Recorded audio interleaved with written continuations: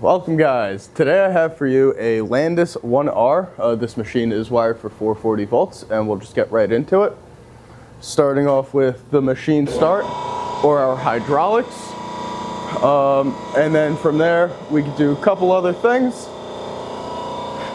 For example, we could start off our work head right there. We do have two different settings, or technically three: off, low, and high. And then if we bring this lever all the way over, we'll activate our table left and right. You can change our speed with this knob right here. So I just spot it up.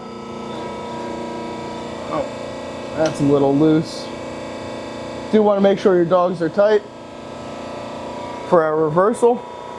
And then as you can see, to our left and right, we do have our Terry's or our dwell, whatever you'd like to call it. Over to this side, you'll have our traverse feed for left, right, or off. You're going to want to put it in the off position when we go on over to the plunge, which we'll get into very shortly. And then you also have the feed increment knob right next to it, along with our hand pump right there to lube everything for you. So to start our cycle, we can go ahead and just pull this forward. It will feed down to your part, and then very shortly you'll see this starting to down feed. It's going to down feed whatever you have it set with the traverse feed knob that's off to the left hand. So I have it set for both left and right. And this will feed on down till it hits its 0, and then activate our spark out timer right here if it's on, and for however much time you have it set for.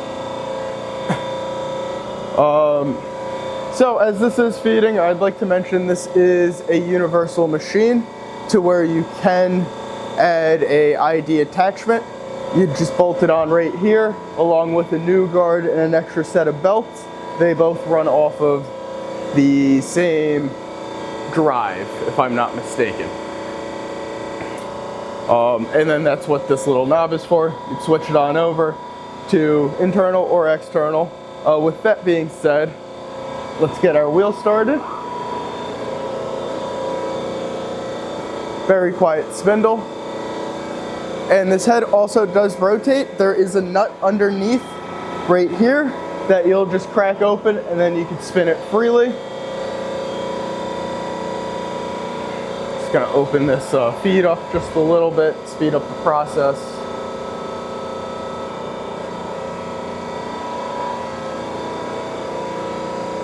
So just give it 1 second, and we'll just wait until it feeds down to 0 so I can demonstrate the plunge and a couple other features on this machine.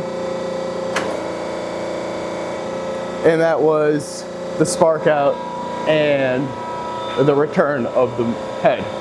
So if we wanted to get the plunge going, go ahead and just move this lever off into the middle position. Switch this feed on down to off, and we'll be ready to plunge.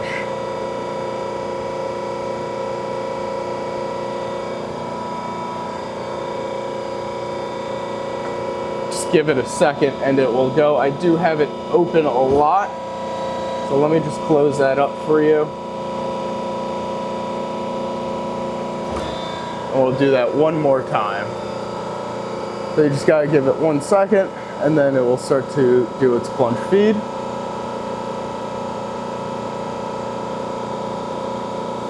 I do have it on a low setting, you can't really tell, but as I open it up, you can see it feed down more and more until it hits its 0, and it's going to wait for our spark out, then it will push back.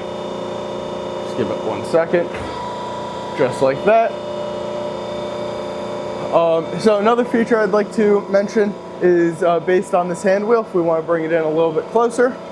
So if we pop this out, we'll go ahead and freely move this head forwards and backwards so you can get close to your part. And then once you push it in, you can pull this out, and this will determine how much feed you have or you're willing to do. And you also have the fine feed dial right off to the side. So if I set it up like that and push our plunger in, we'll start another plunge cycle just so I can demonstrate the different feed. So right now it's feeding in, and now you're at a smaller feed. Waiting for the spark out, then it's going to pull back out, and that basically wraps it up. So again, this is going to be the Landis 1R wired for 440 volts. Thank you very much.